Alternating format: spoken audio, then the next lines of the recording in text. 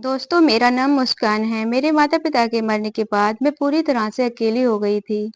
वैसे तो मेरे पेरेंट्स की काफ़ी सारी प्रॉपर्टी थी, घर में किसी चीज़ की कोई कमी नहीं थी। मगर मैं अपने पेरेंट्स के मरने के बाद बहुत उदास रहने लगी थी। इसीलिए मैं नौकरी करना शुरू कर दिया था, ताकि मेरा ध्यान भटका रहे। मैं घर से बाहर निकली तो वहाँ जाकर मेरा लोगों के साथ उठना-बैठना हो, मेरा मन लगा रहे, मुझे अपने पेरेंट्स की याद ज़्यादा ना आए। एक रात ऑफिस में काम करने के बाद मुझे बहुत देर रात हो गई थी और मैं रात के समय घर वापस लौट रही थी, तो मुझे ऐसा लगा जैसे किसी ने मेरे मुंह पर हाथ रख लिया हो और मुझे पकड़ने वाला इंसान बड़ा ही मजबूत इंसान था। वो मुझे छोड़ ही नहीं रहा था। मुझे समझ नहीं आ रहा था कि मैं क्या करूं। उस रात तो मुझे ऐसा लग रहा था जैसे अब मेरी जान ही निकल जाएगी और अब शायद मुझे कोई बचाने वाला भी नहीं होगा। शायद ये रात मेरी जिंदगी की आखिरी रात हो। मगर कुछ देर गुजरी थी कि मैं बेहोश हो गई और फिर मुझे अपना होश ना रहा। मेरे साथ क्या हुआ, कैसे हुआ, मुझे कुछ नहीं जानती थी। अगले दिन जब मुझे होश आया और मैंने अपने सामने खड़े हुए उस इंसान को देखा जो मुझे उस अजनबी सी जगह पर लेकर आया था, उसे देखते ही मैं घबरा गई थी, क्योंकि चेहरा मैंने पहली बार देखा था।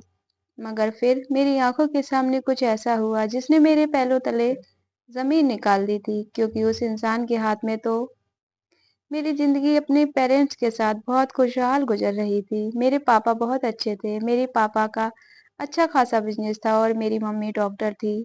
मम्मी पापा बताया करते थे कि जब मैं छोटी थी तब हम सब लोग एक ही परिवार में रहा करते थे। मेरे दो चाचा जी थे, उनका भी परिवार था और हम सब जॉइंट फैमिली सिस्टम में रहते थे। उस समय मैं बहुत छोटी थी जब मेरे पापा का कामयाबी हासिल हुई थी। मेरी मम्मी पापा ने अपने अपने कारोबार को आगे बढ़ाने के लिए बहुत मेहनत की थी।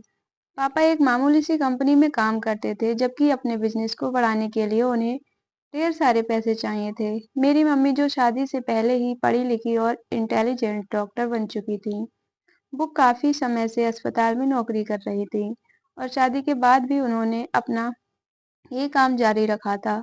मगर मम्मी अब अपना अलग क्लिनिक खोलना चाहती थी। शादी के बाद जब उन्होंने पापा से अपना अलग क्लिनिक खोलने के लिए कहा, तो पापा ने उनको अलग क्लिनिक खुलवा कर दे दिया था।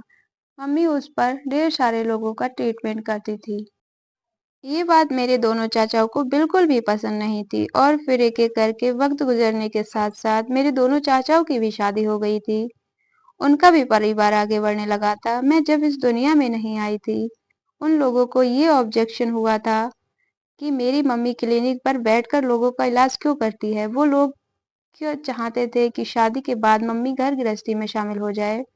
मगर मेरे पापा ने वही किया था जैसा मेरी मम्मी चाहती थी। फिर धीरे धीरे मम्मी एक अच्छी डॉक्टर बन गई। उनके पास दूर दूर से मरीज आने लगे थे। फिर एक दिन ऐसा हुआ कि मेरे नाना जी इस दुनिया को छोड़कर चले गए। मेरे नाना जी की दौलत संभालने वाला कोई भी नहीं बचा था। नानी कई साल पहले दुनिया से जा चुकी थी, इसीलिए सब कुछ मेरी मम्मी के नाम पर हो गया था। मम्मी नाना जी की इकलौती बेटी थी। नाना जी ने अपनी वसीयत में लिखा हुआ था कि मरने के बाद उनकी सारी दौलत उनकी इकलौती बेटी को दे दी जाए। इस हिसाब से वो सब कुछ मेरी मम्मी का और मेरे पापा का हो गया था। अब मम्मी पापा जो सबके साथ एक ही घर में रहते थे, चाचा जी के बिहेवियर से तंग आकर वो लोग उनसे अलग हो गए थे। वैसे भी दोनों चाचा चाचा का मूड तब से मेरी मम्मी के साथ खराब होने लगा था जब दोनों की शादियां हुई थी। उन दोनों की पत्नियां बहुत चालाक थी। उन दोनों की मेरी मम्मी से नहीं बनती थी। मम्मी और पापा नाना जी के घर में आकर रहने लगे थे। नाना जी का जितना भी बिजनेस था वो सब मेरे पापा संभालने लगे थे और मम्मी ने अब अपने छोटे से क्लिनिक को एक बड़ा अस्पताल बना लिया था, जो कि मेरे नाना जी के नाम पर बनाया गया था। उन दोनों की जिंदगी अच्छी गुजर रही थी। शादी के 16 साल बाद मेरी माँ प्रेग्नेंट हुई। बहुत सारी प्रार्थनाओं के बाद मेरी माँ ने मुझे जन्म दिया था। अब मैं उनकी जिंदगी में आने वाली थी। उनकी खुशियों के ठिकाने नहीं थे। उन्होंने चाहा कि अपनी खुशी में वह अपने दोनों भाइयों को और परिवार को भी शामिल करें। मगर ना जाने क्यों मेरे दोनों चाचाओं को मेरे पेरेंट्स की कामयाबी अच्छी नहीं लगती थी। वो लोग उनकी खुशियों से जलते थे। वह लोग मेरे पेरेंट्स की खुशियों में शामिल भी नहीं हुए। फिर मैंने इस दुनिया में जन्म लिया। मेरे माता-पिता मुझसे बहुत प्यार करते थे। आखिरकार मैं उनकी आँखों का तारा थी, उनकी लाडली और इकलौती बेटी थी। उन लोगों की खाली ज़िंदगी में जैसे मेरे आ जाने से रंग भर गए थे और फिर जैसे-जैसे मैं बड़ी होती गई, वो लोग मुझे देखकर अपनी ज़िंदगी गुज़ार रहे थे। मैं 7 साल की हो गई थी, जब तक मैं अपने किसी रिश्तेदार को नहीं जानती थी, क्योंकि हमारे चाचा-चाची और उनके परिवार का कोई भी हमारे घर पर नहीं आता था। मगर मेरे पापा ने मुझे सब लोगों के फ़ोटो ज़रूर दिखाए हुए थे। वो मुझे सबके बारे में बताते रहते थे कि कौन बिहेवियर का कैसा है, वो लोग जब एक साथ रहते थे, तो क्या-क्या करते थे। मम्मी ने कई बार पापा से मना भी किया था। वो कहती थी कि जब तुम्हारे भाई हम लोगों से कोई संबंध नहीं रखना चाहते, तो फिर तुम हमारी बेटी को उनके बारे में जानकारी क्यों देते रहते हो? पापा कहते थे कि वो लोग हमसे कितने ही अलग हैं, मगर मैं चाहता हूँ कि हमारी बेटी को उनके बारे में सब कुछ पता होना चाहिए। आखिरकार मेरी बेटी उनकी भी तो कुछ लगती है। मम्मी कहती थी कि अगर वो हमारी बेटी को कुछ समझते तो हमारी खुशियों में शामिल होने ज़रूर आते, लेकिन उन लोगों ने तो हमें पलटकर देखने की भी कोशिश नहीं की। जबकि हम लोग तो 1-2 बार वहाँ पर गए भी थे, उन्होंने कभी हमसे ढंग से बात भी नहीं की। उल्टा हमारी बेइज्जती करके हमें वापस भेज दिया। ऐसे रिश्तेदारों से नाता रखने का कोई फ़ायदा नहीं है। पापा मम्मी को हमेशा ही समझाया करते थे कि मैं अपने दिल में किसी के लिए कोई नफ़रत नहीं रखता। पापा ने मुझे भी हमेशा यही संस्कार दिए थे। मैं बहुत खुश थी अपने पेरेंट्स के साथ। हम तीनों एक-दूसरे को देख-देख कर अपनी ज़िंदगी गुज़ार रहे थे। मम्मी मुझे अपने साथ अपने अस्पताल ले जाती थी और छुट्टी वाले दिन मम्मी-पापा सारे दिन मेरे साथ समय बिताते थे। देखते ही देखते मेरी उम्र 9 साल की हो गई थी जब मेरे पापा मुझे और मेरी मम्मी को इस दुनिया से छोड़कर चले गए। पापा की तबीयत तो काफ़ी समय से खराब चल रही थी, लेकिन उनका ट्रीटमेंट लगातार ही चल रहा था, मगर फिर भी वह बच नहीं पाए। पापा ने जाने के बाद हम माँ-बेटी बहुत अकेले हो गए थे। हमें उनकी बहुत याद आती थी। मम्मी ने पापा की मौत का सदमा काफ़ी दिनों तक अपने दिल में लगाए रखा था, मगर फिर हर इंसान को वक़्त के साथ-साथ सब्र आ ही जाता है। मम्मी ने भी पापा की मौत पर सब्र कर लिया था और फिर वो अपनी ज़िंदगी के रूटीन पर आ गई थी। उन्होंने अस्पताल जाना शुरू कर दिया था। अब मैं बड़ी हो गई थी, इसीलिए स्कूल से आने के बाद घर पर रुक जाती थी। लेकिन मम्मी अस्पताल से जल्दी ही घर वापस आ जाती थीं, क्योंकि उन्हें मेरी फ़िक्र लगी रहती थी। अस्पताल से आने के बाद मम्मी मुझे बहुत सारा प्यार करती थीं और हम दोनों माँ-बेटी पापा की फ़ोटो देखकर उनकी फ़ोटो से ढेर सारी बातें करते थे। वक़्त इसी तरह से गुज़रता गया और फिर मैं 21 साल की हो गई। मैं चाहती थी कि मैं भी पढ़ लिख कर मम्मी की तरह कामयाब बनूँ, मगर मम्मी का कहना था कि जो कुछ भी है वह सब कुछ तुम्हारा है। जिस तरह से नाना जी ने अपना सब कुछ मेरी मम्मी के नाम कर दिया था, उसी तरह से मेरी मम्मी ने अपना सब कुछ मेरे नाम कर दिया था। और अब ये बात काफ़ी सारे लोग भी जानते थे, मगर फिर भी मैं कोई जॉब करना चाहती थी। मम्मी ने मुझे इनकार कर दिया था। उनका कहना था कि मुझे हमेशा तुम्हारी बहुत फ़िक्र लगी रहती है। मैं नहीं चाहती कि तुम जॉब करो और लोगों के बीच जाओ। आजकल ना जाने कैसा ज़माना आ गया है। जवान लड़कियाँ सेफ नहीं हैं। तुम प्लीज़ घर में ही रहा करो और अपना ख़्याल रखा करो।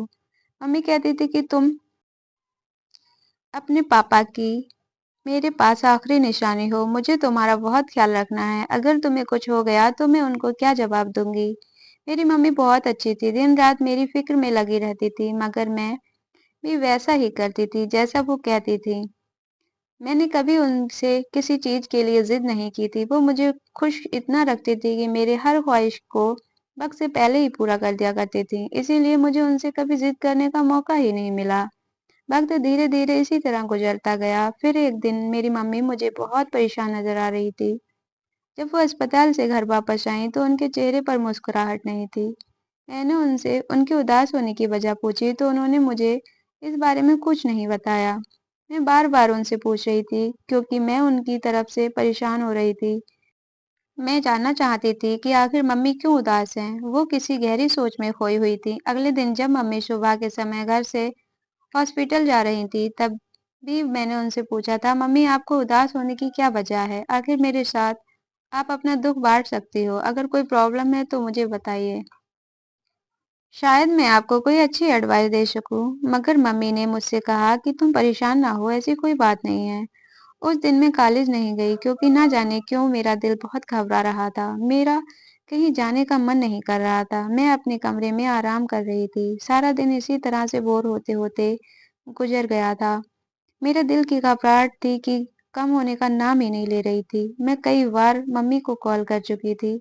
हर बार मम्मी कॉल रिसीव करके यही कहती कि बेटा तुम बेवजह परेशान हो रही हो। मम्मी की आवाज़ सुनने के बाद मुझे सुकून मिल जाता था। रात को मैं मम्मी का बड़ी बेसब्री से इंतज़ार कर रही थी क्योंकि हम दोनों माँ-बेटी एक साथ ही खाना खाया करते थे। उस रात काफ़ी देर हो गई थी मगर मम्मी घर पर नहीं आई थी। मैं मम्मी के लिए बेहद परेशान हो रही थी। मैंने मम्मी के ड्राइवर को कॉल की थी। जब रात के 2 बज रहे थे, उन्होंने मुझे बताया कि मम्मी का एक्सीडेंट हो गया। ये सुनकर तो मेरे होश ही उड़ गए थे।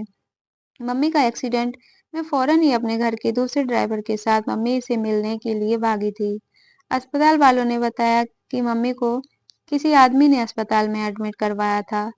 सबसे अजीब बात ये थी कि मम्मी का एक्सीडेंट गाड़ी में बैठे हुए नहीं हुआ था, बल्कि वह सड़क पर पापा की मौत पर मुझे तसल्ली देने वाली मेरी मम्मी मेरे साथ थी, लेकिन मम्मी की मौत पर मुझे तसल्ली देने वाला कोई भी नहीं था। अब मैं सारा-सारा दिन घर में रहकर गुजार दिया करती थी, पढ़ाई में भी मेरा मन नहीं लगता था। सारा दिन मैं बोर होती रहती थी। मम्मी की मौत की अभी 4 ही दिन हुए थे। फिर मेरे फ्रेंड्स ने मुझे एडवाइस दी कि तुम्हें जॉब कर लेनी चाहिए, तुम्हारा माइंड फ्रेश रहेगा और तुम्हारा ध्यान भी लोगों में बढ़ जाएगा। क्योंकि मुझे अपनी मम्मी की बहुत याद आती थी, इसीलिए मैंने नौकरी करना शुरू कर दिया था। मुझे नौकरी पर जाते हुए अभी 2 दिन ही गुज़रे थे। मुझे ऐसा लगा जैसे कोई मेरा पीछा कर रहा है। मैं जैसे ही पीछे पलट कर देखती तो मेरे पीछे कोई भी नहीं होता था। ऐसा एहसास मुझे लगभग 2-3 दिन तक रहा। मैं ज़्यादा किसी को जानती भी नहीं थी। एक रात मुझे ऑफ़िस से घर आने में लेट हो गया था। मुझे ड्राइवर अंकल का इंतज़ार था, मगर वो भी मुझे कहीं नज़र नहीं आ रहे थे। मुझे ऑफ़िस के बाहर खड़े हुए काफ़ी देर हो गई थी, जब अचानक मुझे ऐसा लगा जैसे मेरे पीछे कोई है। मैं पीछे पलट कर देखने ही वाली थी कि किसी ने मेरे मुँह पर हाथ रख लिया। मैं घबरा कर मैंने हाथ-पैर मारना शुरू कर दिए थे, मगर उस इंसान ने मुझे इतनी मज़बूती से जकड़ा हुआ था कि मैं खुद को उससे छुड़ा भी नहीं पा रही थी। और फिर कुछ देर के बाद मेरी आँखों के सामने अंधेरा छाने लगा और मैं बेहोश हो गई थी। न जाने कब तक बेहोश रही, मेरे साथ क्या हुआ था, मुझे बेहोश करने वाला इंसान कौन था और वह मेरे साथ ये सब कुछ क्यों कर रहा था, ये मेरे सवालों के जवाब मेरे दिमाग में घूम रहे थे। जब मुझे होश आया तो मैंने देखा कि मैं एक बड़े ही अजीब घर में मौजूद हूँ। ये कमरा था जिसमें मैं मौजूद बेड पर लेटी हुई थी। जैसे ही मेरी आंखें खुली तो मैंने घबरा कर चारों तरफ देखा था। ये बड़ा ही पुराना घर था कि दरवाजा धड़ाम से खुला और उसके अंदर आने वाला इंसान बड़ा लंबा चौड़ा लगभग 40 साल की उम्र का आदमी था। उसे देखकर ऐसा लग रहा था जैसे वो कोई नॉर्मल इंसान नहीं बल्कि कोई गुंडा है। वो शक्ल से तो इतना खतरनाक नजर आ रहा था। उसे मुझे कहा कि तुम कहाँ जा रही हो? अभी मैं उससे कहती इतनी ही देर में मेरी नजर उसके हाथ पर गई। उसने अपने हाथ में एक ऐसी चीज पकड़ी हुई थी जिसे देखकर मेरी आंखें फटी की फटी रह गईं और मैं अपने होश संभालना भी भूल गई। मैं घबरा गई, पीछे कदम वापस लेती हुई बिस्तर पर बैठ गई और कहने लगी कि तुम कौन हो? मैं यहाँ पर क्या कर रही हूँ? वो कहने लगा कि तुम मुझसे डरने की जरूरत नहीं है।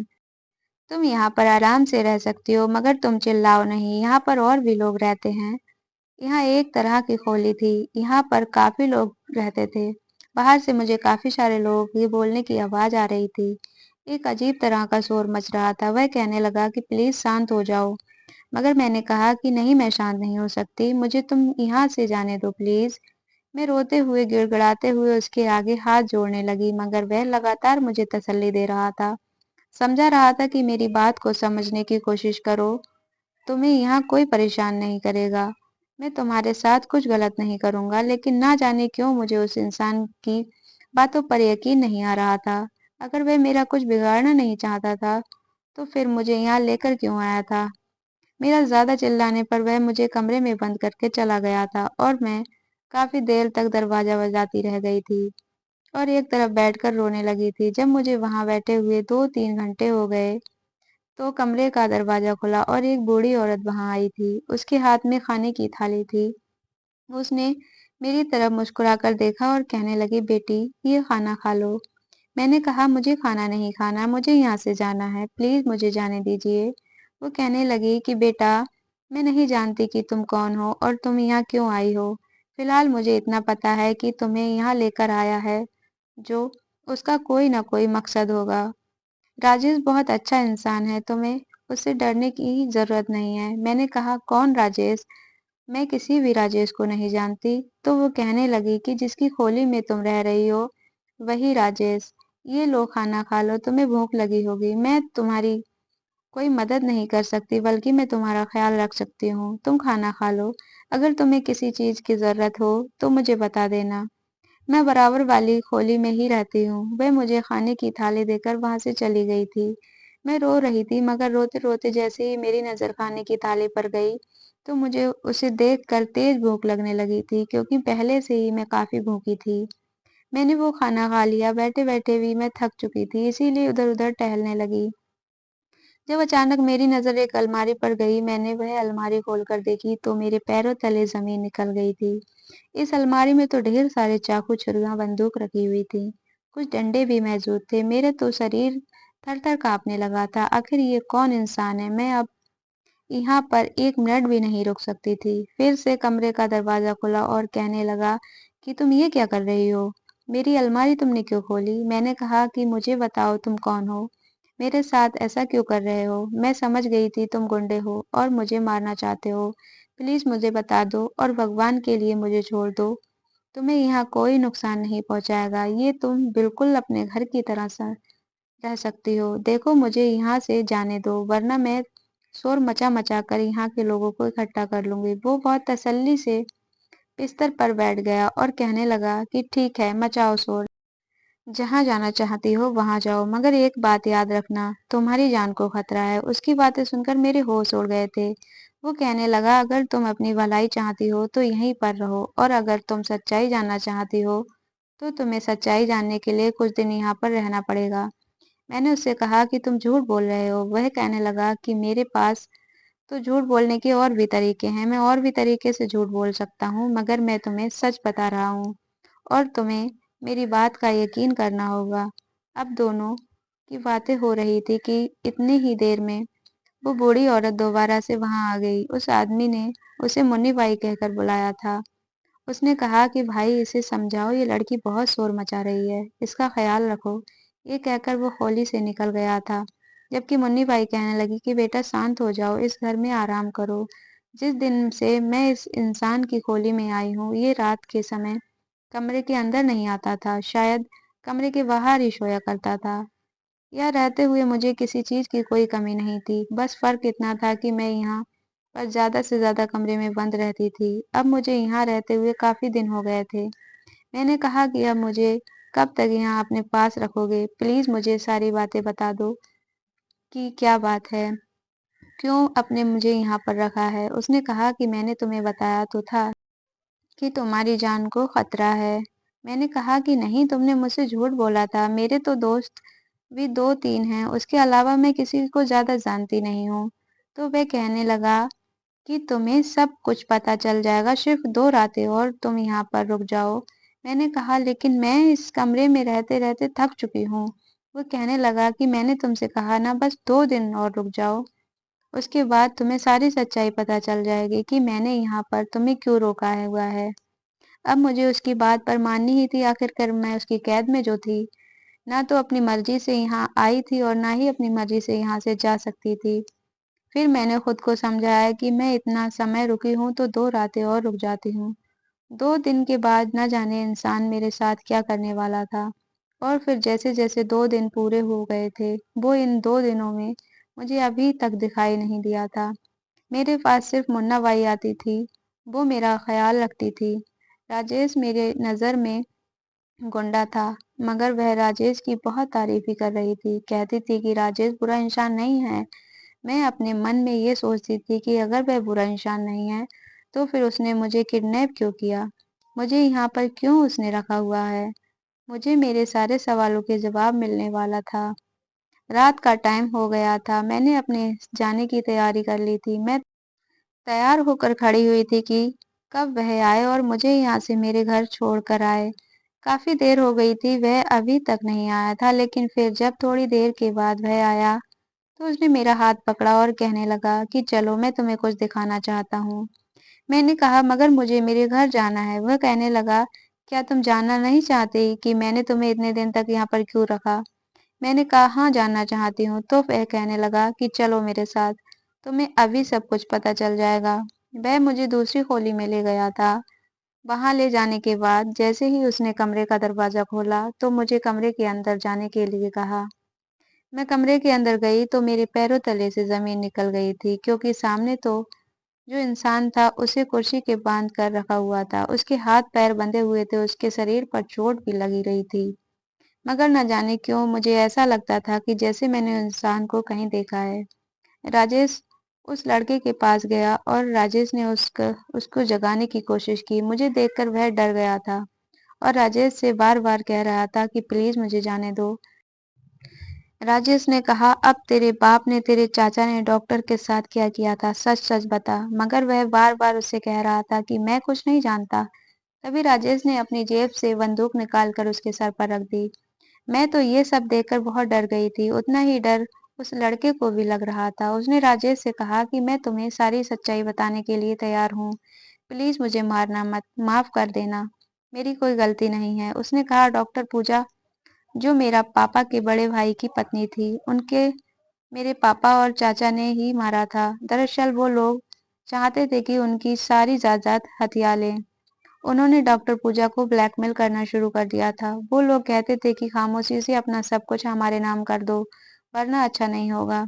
मैं बहुत परेशान रहने लगी थी। एक दिन उन्होंने ताई जी के रास्ते से हटाने के लिए प्लान बनाया। रात के टाइम पर उन लोगों ने डॉक्टर पूजा की गाड़ी का एक्सीडेंट करना चाहा, मगर वह अपनी गाड़ी से कूदकर भाग गई थी। वह लोग डॉक्टर पूजा को काफी देर तक ढूंढते रहे। जब वह थोड़ी दूर पर चले तो उन्हें डॉक्टर पूजा मिल गई थी। उन्होंने गाड़ी को देखकर भागना शुरू कर दिया। तब मेरे पापा ने गाड़ी को रफ्तार तेज कर दी और डॉक्टर पूजा को सड़क पर ही भागते हुए उनको गाड़ी से कुचल दिया था और फिर वो लोग वहां से गायब हो गए थे। इस तरह किसी को पता भी नहीं चला कि डॉक्टर पूजा की मौत किस तरह से हुई। फिर उन लोगों की नज़र इस लड़की पर थी, क्योंकि ये बात तो सब लोगों को जानते थे कि दोनों पति-पत्नी ने अपनी सारी प्रॉपर्टी अपनी बेटी के नाम कर दी है। अब ये लोग बेटी को रास्ते से हटाना चाहते थे।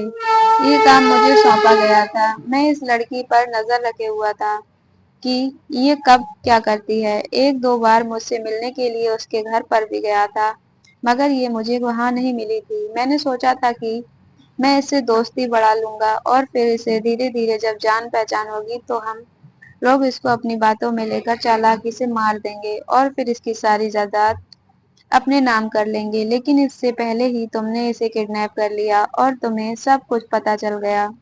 बस मैं इससे ज्यादा कुछ और नहीं जानता। ये बात सुनकर तो मेरे पैरों तले जमीन निकल गई, क्योंकि ये कहानी तो मेरी माँ की कहानी थी। इसका मतलब ये था कि मेरी माँ को एक्सीडेंट नहीं हुआ था, बल्कि इन लोगों ने मेरी माँ को मारा था और ये लड़का कोई और नहीं बल्कि मेरा चचेरा भाई था। मेरे पापा के दो भाई थे जो हमसे शुरू से ही नफरत करते थे। अब उनकी नफरत इतनी हद तक बढ़ गई थी कि उन्होंने जायदाद के लालच में आकर मेरी माँ को ही मार दिया। मेरा चाचा का बेटा, जिसको मैंने आज तक सिर्फ फोटो में ही देखा था, क्योंकि मेरे पापा सबके बारे में मुझे बताते रहते थे। मुझे ये सारी बातें सुनकर बहुत रोना आ रहा था। वह मेरे सामने बैठा हुआ था और बार बार मुझसे गिड़गिड़ाकर माफी मांग रहा था। वह कह रहा था कि मुझे माफ कर दो, इससे कहो मुझे छोड़ दे। वह मुझे लेकर दूसरे कमरे में आ गया था। वह मुझसे कहने लगा कि इसके मुंह से सारी सच्चाई बुलवाने के लिए ही मैंने तुम्हें इतने दिन तक इंतजार करवाया था। दरअसल ये लड़का तुम्हारी जान को खतरा पहुंचाना चाहता था। इसीलिए मैंने तुम्हें किडनैप किया था कि ये लोग तुम्हें ढूंढ ना सकें और उससे पहले ही मैं इन लोगों की सच्चाई तुम्हारे सामने ला सकूं। दरअसल मैं तुम्हारी माँ को बहुत अच्छी तरह से जानता हूँ। मैं कोई गुंडा नहीं हूँ, बल्कि लोग मुझे गुंडा समझते हैं। वक्त और हालात ने ही मुझे ऐसा बना दिया है। मैं लोगों की मदद करता हूँ, ऐसे लोगों की मदद करता हूँ जिनकी मदद शायद पुलिस भी ना कर सकती। मैंने ऐसी लड़कियों की शादी करवाई है जो बहुत गरीब हैं। मैंने ऐसे गरीब लोगों को उनका हक दिलवाया है जिनको अमीर लोग दबा देते हैं। मैंने उन लड़कियों को इंसाफ दिलवाया है जिनकी इज्जत खराब हो चुकी थी। मैं तुम्हारी भी मदद करना चाहता था, इसीलिए मैंने तुम्हारे साथ ये सब किया। 3 साल पहले मेरे साथ एक हादसा हो गया था। कुछ गुंडों ने मुझे पर हमला बोल दिया था, जिससे मेरी काफ़ी सारी चोट आई थी। मेरा कोई इलाज नहीं कर रहा था। मैं गंभीर हालत में इधर-उधर भटक रहा था। जब मैं रास्ते पर खून से लथपथ पड़ा हुआ पाया गया, तो तुम्हारी माँ ने मुझे सहारा दिया और अपने ड्राइवर के साथ मिलकर मुझे अपने अस्पताल ले गई थी और वहां जाने के बाद उन्होंने मेरा ट्रीटमेंट किया। लोगों को लगता था कि मैं गुंडा हूँ और ये पुलिस केस बन सकता है, जिसमें वह लोग भी फंस जाएंगे। इसीलिए मेरा किसी ने इलाज नहीं किया, मगर तुम्हारी माँ ने बिना कुछ सोचे समझे मेरा इलाज किया और मुझे वक्त पर ठीक कर दिया था। मैं तुम्हारी माँ से हाथ जोड़कर कह रहा था कि मैं सारी जिंदगी तुम्हारा एहसानमंद रहूंगा। कभी तुम्हें मदद की जरूरत हो तो मुझे जरूर बताना। जैसा भी हो, मैं तुम्हारी मदद करने के लिए तैयार रहूंगा। तुम्हारी माँ मुझसे बहुत खुश हुई थी। उस रात मैं उसी रास्ते से जा रहा था जिस रात तुम्हारी माँ का एक्सीडेंट हुआ था, जहाँ पर तुम्हारी माँ गंभीर हालत में पड़ी हुई थी। तुम्हारे दोनों चाचा तुम्हारी माँ को गाड़ी से कुचलकर भाग गए थे। किसी ने उन्हें तुम्हारी माँ को मारते हुए नहीं देखा था, क्योंकि वह सुनसान सड़क थी। मगर जब मैंने तुम्हारी माँ को देखा तो मैं उसे उठाकर अस्पताल लेकर जाना चाह लगा था, जब तुम्हारी माँ ने मुझे रोक दिया और कहने लगी कि मुझे बचाने की कोशिश मत करो, मेरे मरने का समय आ गया है। मुझे तुमसे एक ज़रूरी बात करनी है। मेरी बेटी का ख्याल रखना। मुझ पर मेरे देवरों ने हमला किया है। वह लोग मेरी बेटी को भी नुकसान पहुंचा ना सकते हैं। आगे भी वह मुझे कुछ कहना चाहती थी, मगर अचानक उन्होंने अपनी आंखें बंद कर ली। उनकी आवाज़ शांत हो गई और उन्होंने मेरी आंखों के सामने ही दम तोड़ दिया था। वो मरते समय मेरे आगे हाथ जोड़कर तुम्हारी रखवाली का मुझसे वादा लेकर गई थी। मैं ही था जो तुम्हारी माँ को अस्पताल लेकर गया था। मैंने उसी दिन से ठान लिया था कि मैं इसके कातिलों को ज़रूर सज़ा दिलवा कर रहूँगा और तुम्हारा बहुत ख़्याल रखूँगा।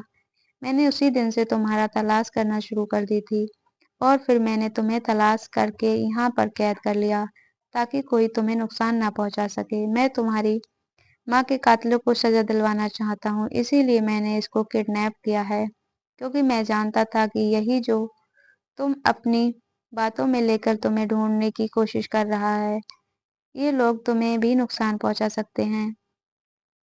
इसकी इतनी पिटाई लगाई कि इसने अपने मुँह से मुझे सब कुछ उगल दिया और अब ये पुलिस से भी यही सब कुछ कहेगा और इस तरह तुम्हारी मम्मी को इंसाफ मिल जाएगा।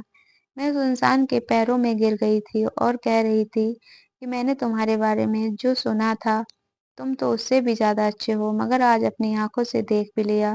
प्लीज़ मुझे माफ़ कर देना। तुम्हारा बहुत बड़ा शुक्रिया। तुमने मुझे बचाया। मैं उस इंसान का एहसान शायद सारी ज़िंदगी ना भूल सकती।